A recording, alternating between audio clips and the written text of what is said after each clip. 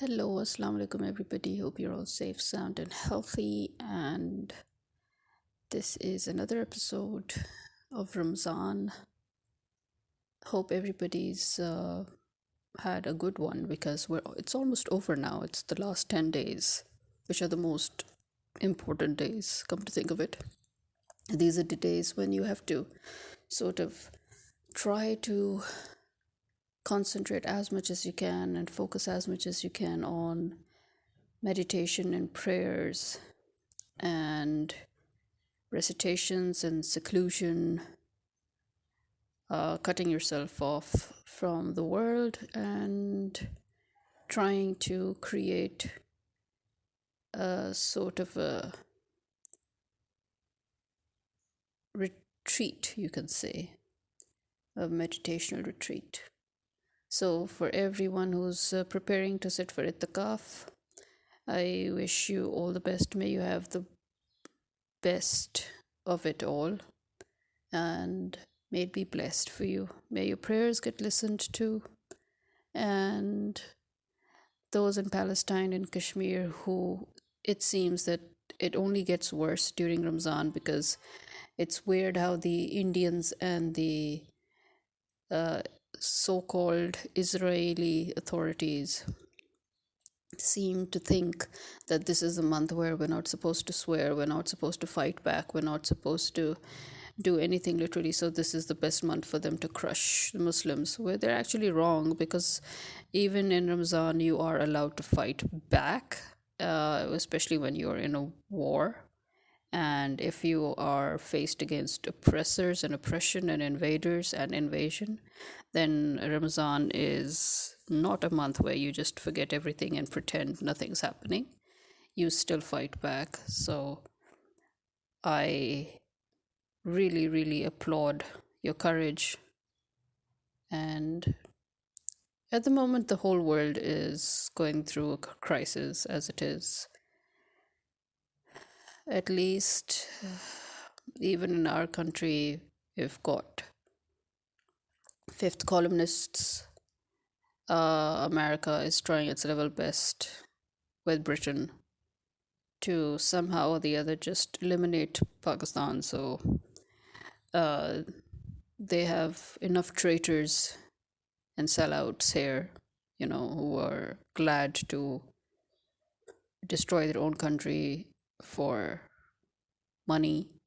So, but I don't know if it's worse or not, having a foreign government oppress you, or having your own government, or should I say, having foreign spies pretending or disguising to be your own government crushing you.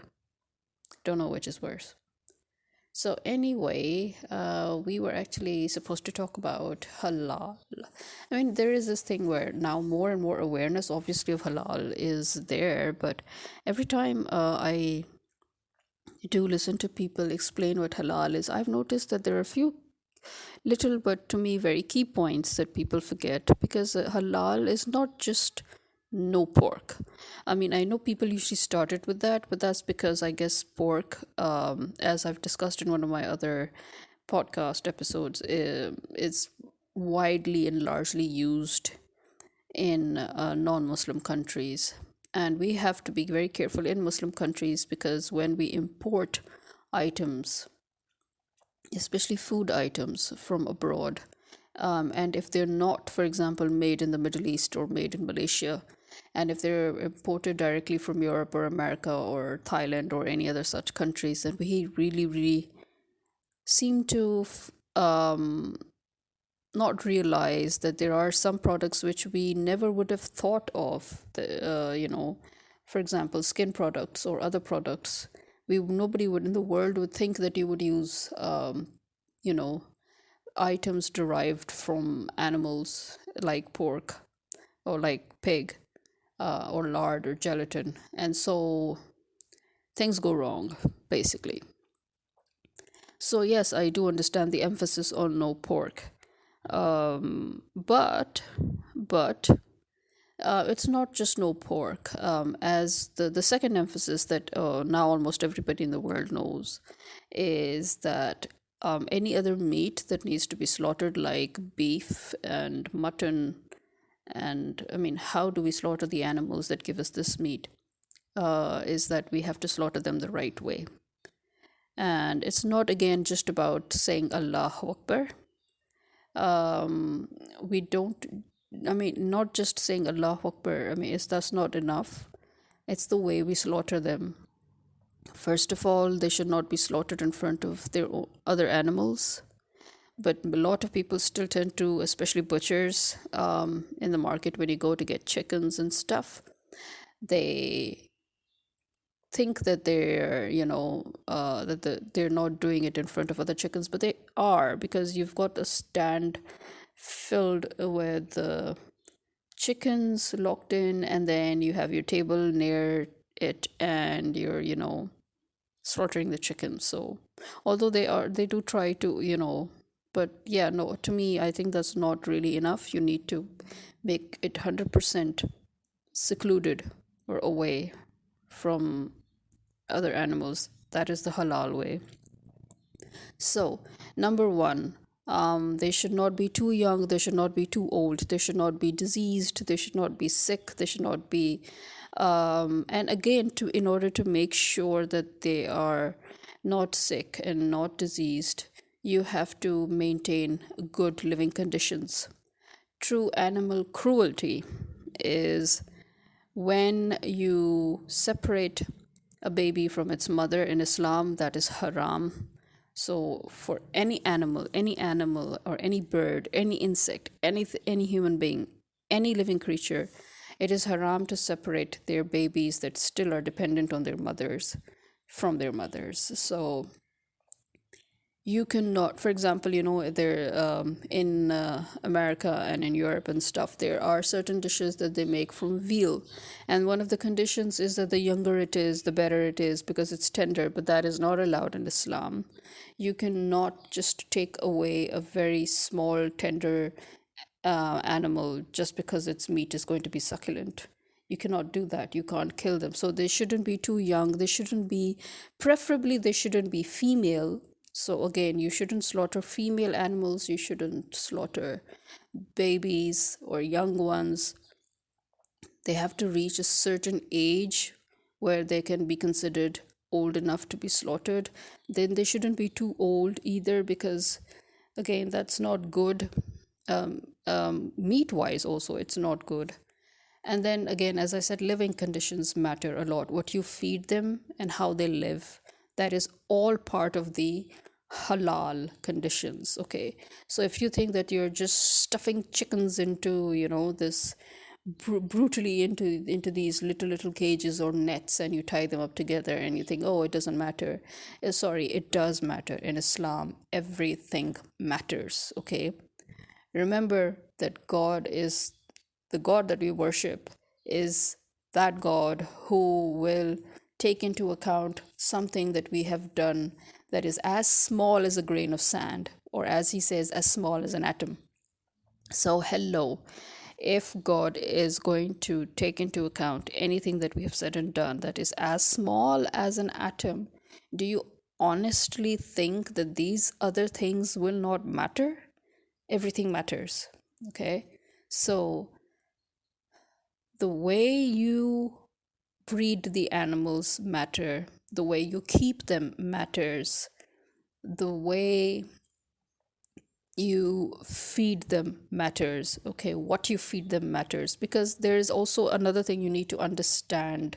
One of the main reasons why pork is haram in Islam is not, I mean, there are other reasons, but one of the main reasons is also the fact that pigs eat anything and everything that they can find. Okay. And it's in Islam, as the Holy Prophet says, you are what you eat. So basically, whenever we eat something, it affects us.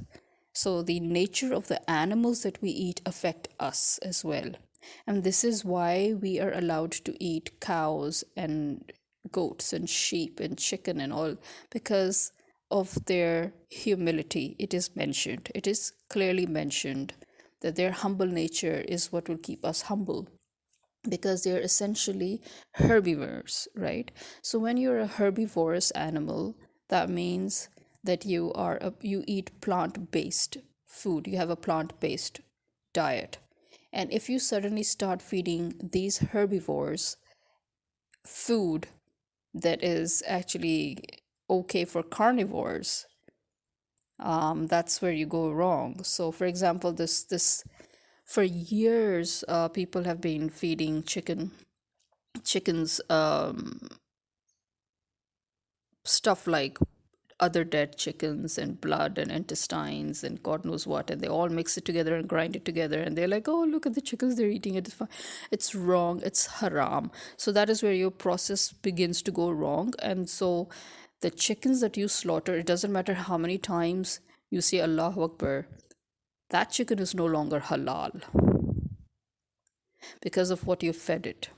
Okay, so in Islam, the whole process of halal begins with what you feed those animals that you're going to slaughter, and in what conditions you're keeping them so that they remain healthy, and in what conditions you're breeding them.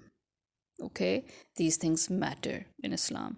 This is the whole process that makes the meat that you eventually eat halal. Okay, it's not just that you have to cut the jugular vein and let all the blood out, and uh, let them die peacefully, and then begin the whole process of cutting them up. It's not just that. Okay, it's a whole process beginning from how you breed them, what you feed them, and their living conditions. Okay, that all makes it haram or halal. Which is why I get really worried nowadays, because I feel that, especially with all the issues that everybody has been raising all over the world, you would think that in Muslim countries they're more careful, but I know for one that in my country they are not careful. And this is why I really do get worried about the actual status of the meat that I'm eating, because I know that the meat that I'm eating, that I'm taking from normal butchers, for example, every day, you would think that they would be a better option. People think they're a better option because they slaughter the animals in front of you. You can see the animals in front of you. You can make sure. But again, the living conditions from which these animals are coming, that is where things go wrong. That is where problems occur. And that is where you begin to get suspicious. And that is actually one of the things that the bigger companies in Pakistan, when they stamp halal on their meat products, on their frozen meat products especially, is they explain that the reason they stamp halal is because they want you to know that they are feeding their poultry just grains, just vegetarian diet, just the proper diet. They're not feeding them any other thing. And that is why they stamp halal. So you get that satisfaction at least when you buy from them. Obviously, now another thing is, yes, the onus is on the person who claims that the food is halal. It's not on the customer. The customer has to ask 3 times, is this halal? The person will answer, yes, it is halal. Then you will ask the second time, is it halal? The other person will say, yes, it is halal. The third time, that is where there's no excuse left. So when you say, is it halal? And that person responds that, yes, it is halal, and it is confirmed to all the conditions of halal meat. Then, and if it still does not conform to all these conditions and he has lied to you, the onus is on him, not on the customer. So there is that. But still, I mean, when you become more and more aware of what's going on around you, then you try to be very careful. Now, next, another thing. So, yes, poultry, you know, and then mutton, beef, this is all halal if all these conditions are met. In no condition is pork halal. Pork is always haram, no matter what the condition. Sometimes, in fact, there was a point when I started thinking that maybe the way we have no choice but to slaughter pigs, that might be another reason why it is haram, because you just cannot slaughter a pig the way you can slaughter a cow or a buffalo or a sheep or goat or chicken. You cannot. The skin is so thick, and it's extremely cruel and painful the way pigs get slaughtered. And in no way is a cruel form of killing allowed in Islam in any case. So there is also that. Next, seafood. All seafood is halal. Okay, there is no slaughter process for seafood. So, the minute you bring them out of the water, they're kind of dead generally. So, all seafood is halal, right? So, yeah, but there's, yeah, what a few things that I have learned recently. For example, as Korean Muslims have explained, that when you ask for halal food in countries such as Korea and China and Japan, it's not just about seafood or not. It's mainly because the sauces that they prepare are usually prepared using pork. So the foundation of their sauces, the base of their sauces are pork based or beef based. So in any case, you have to be careful. So you have to ask them actually if there is pork used in anything in the food. And obviously they will tell you honestly that yes, it is used. Beef is used or pork is used. And so that is where the problem occurs. And so, according to them, they say that the best way to ask for halal food or to find out if the food is halal is just ask them, is pork used in any of these dishes? And they'll tell you. And then you'll know that, okay, this is not halal. So, even if it's seafood or even if it's, you know, uh, normal noodles or, which you think is vegetarian. So, you have to first ask if the sauce's base is pork or beef based. So that is one thing that recently I found out. So I thought that I should add that a bit too. And yeah, in China, although Islam is almost as old as it really is, it has been almost 1400 years or a little over 1400 years since Islam was introduced in China. And Chinese street food, especially, is heavily influenced with Islamic food and halal food. But again, that doesn't mean that the street food that you will find will always be halal. But so you should ask in Beijing and places, bigger cities like that, or in cities that are predominantly Muslim, or in states that are predominantly Muslim. Obviously, you wouldn't have a problem finding halal, both in the form of street food as well as in the form of, grocery stores or supermarkets or even butchers or restaurants. So there is a way to find out.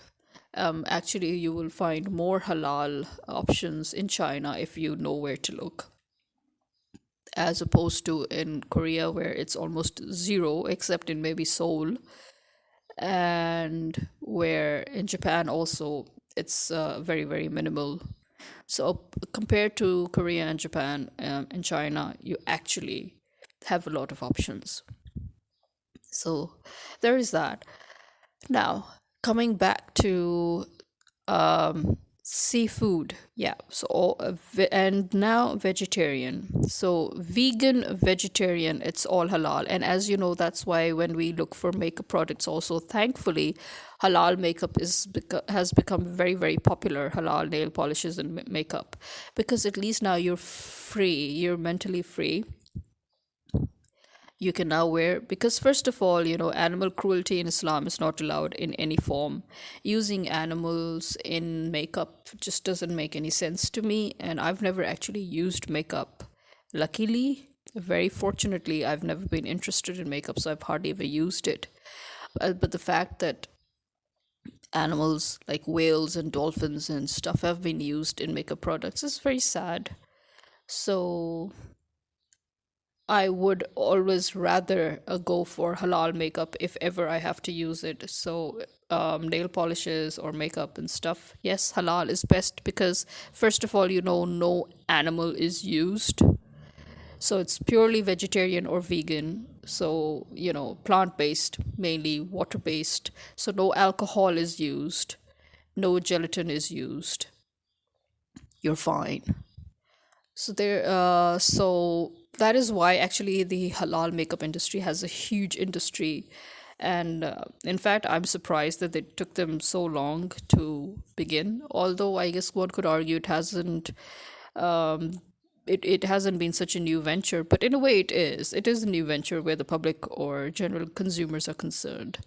It's only been a few years, I think you would say, um, that it has truly hit the market and it's available to everybody. But yes, they are a bit on the expensive side. Hopefully, that would, in some cases, they have managed to sort of, made the price a little more affordable and all. And as I said, the market is huge for halal makeup and halal, skin products and nail polishes. And that is because, then even the vegans and the vegetarians can use it, without any problem. So this is basically what we mean by halal. Okay, halal is, in Islam it's halal, and in Judaism it's kosher. They mean the same thing. Okay, so halal is kosher, and yes, Muslims can eat from a Jewish restaurant because generally the Jews do follow the same conditions imposed on Muslims. So the same conditions on slaughtering meat um, is imposed on Jews as well. And, that's why you can eat kosher. So if you have a problem where you cannot find halal, you can go into a Jewish uh, restaurant where you will find halal food because it's kosher. Kosher is halal and halal is kosher. So there is that. Because I know that many people seem to still have doubts regarding that. So, yeah, but no, yeah, there is no doubt there. If you cannot find a halal place, but you can find a Jewish restaurant, you can easily go and eat there because their food is also halal. The way they slaughter their animals is the same way we do. The conditions are the same that need to be met. Okay, so if they say it's kosher, it means it's halal. It's as simple as that. And next, what else could we explain as halal? Yeah, so okay, halal would also extend to the usage of leather. Again, any pork based leather cannot be used. But yes, other forms of leather can be used, like cowhide, but again buffaloes, again sheep, goat, um, snakes, reptiles, alligators. Yes, they can be used on on your everyday products like shoes and bags and stuff. But again, not pork, not pig, not lard, nothing. So hope that clarifies the whole um, meaning of halal, the definition of halal. And understand this, that in Islam, things that are made haram are actually makruh. We call them makruh because it means that they are something that should not be used at all unless it is a life and death situation. So, if it is a life and death situation and alcohol is the only thing that can save you, then yes, it can be used. Similarly, pork can be eaten if that is the only thing there and it's a completely life and death situation. So it has to be an extreme condition because in Islam, nothing beats the sanctity of life. That is also something that one needs to understand. Nothing beats the sanctity of life. In Islam, life is sacred, life comes first. So you are not allowed to kill yourself for any reason, and you're not allowed to kill anybody else for any reason, as the Prophet said. And this is a much widely quoted hadith of the Prophet, which nowadays many people try to make their own, but the original person who ever said this was the Prophet Muhammad, peace be upon him. And he said that because this is the Islamic rule, it's the cardinal rule, that if you kill one person, you kill the whole humanity. If you save one person, you save the whole humanity. Okay, so this is the Islamic rule, this is the Islamic law. So life is sacred. You cannot take any life for no reason. And so survival comes first. And so to save your life or somebody else's life, if there is something that is in a daily routine haram and it's the only option there, it can be used to survive. Okay? But generally, where we tend to, say that, oh, alcohol is medicinal, then that is not allowed in Islam. That is haram still. And the Prophet made it very clear when he was asked about it, that in general conditions, nothing would give you the excuse to use alcohol for medicinal purposes, even.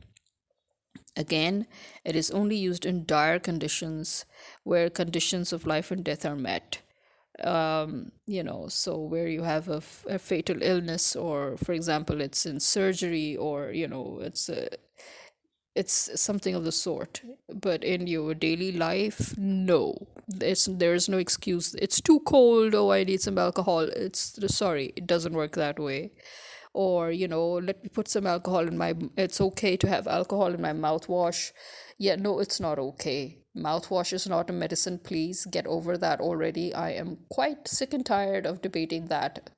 And I am frankly very surprised that people still think of mouthwash and toothpaste as medicines. They're cleaning agents. They're cleaning agents, okay?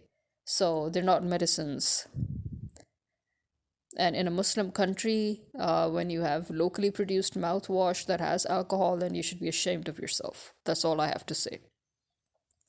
Moving on. Um, yeah, so I hope I have covered all. I think I'm forgetting another key point.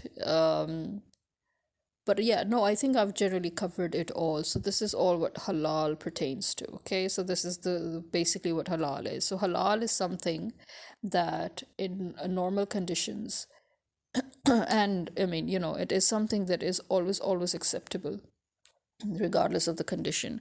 And haram is something that is not acceptable unless in dire conditions. Okay.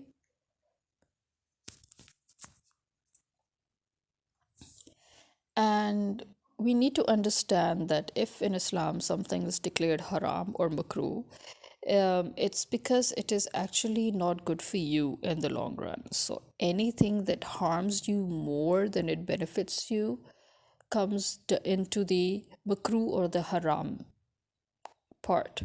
Okay.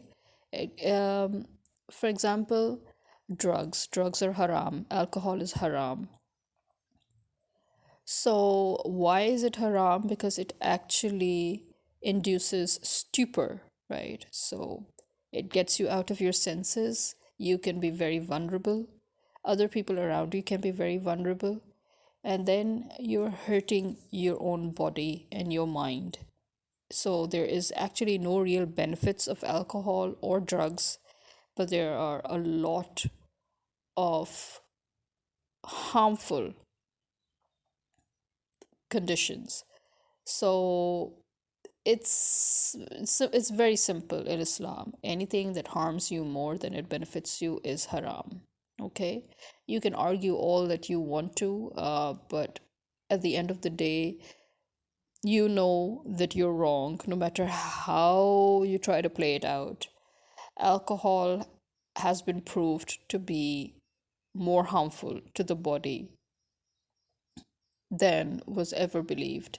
And there is a reason why you cannot drive under the influence. I mean, it's common sense.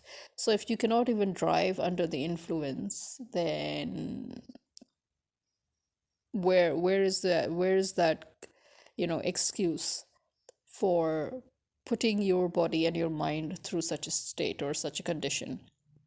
And also in the long run, actually. So anything that eventually, or it doesn't matter if it's eventual actually or if it's immediately, but in any case, anything that at the end of the day destroys your body or your mind, that is haram. Okay. So as we know, alcohol and drugs, they damage our organs, and they also damage our nerves. So our nervous system gets compromised, our organs get compromised, our whole body breaks down. And that is why it is haram. So in Islam, anything that harms you more than it benefits you is automatically haram. So I hope that this whole concept of haram and halal is clear. Do feel free to, ask me about it. And you can also, comment on my YouTube, because I will post this on YouTube as well for those who prefer to go to YouTube. So you can, feel free to just put it down in your comment section, whatever it is that you need to, verify, or any questions or any other subject that you think I need to clarify. And at the same time, do follow me on Instagram as well, where I try to post, as much as I can on other things in detail. Because I'm actually not much of a YouTuber. The only reason I use YouTube is to post these episodes. So you won't find anything other than my podcast there mostly, or some really mini episodes. But yeah. Um, do follow me on Instagram, and that is at Leaping Mind. So yeah, at Leaping Mind, that's my handle, and see you all there. And again, feel free to please DM any questions, and I will follow up with it. Take care, everybody. Ramzan Mubarak. And Eid is coming up, so in advance, Eid Mubarak, in case I don't get to make an episode of that. And have a blessed month, have a blessed year, have a blessed life, everybody. May all your prayers get answered, and may you all get that peace that everybody's looking for. Khuda Hafiz.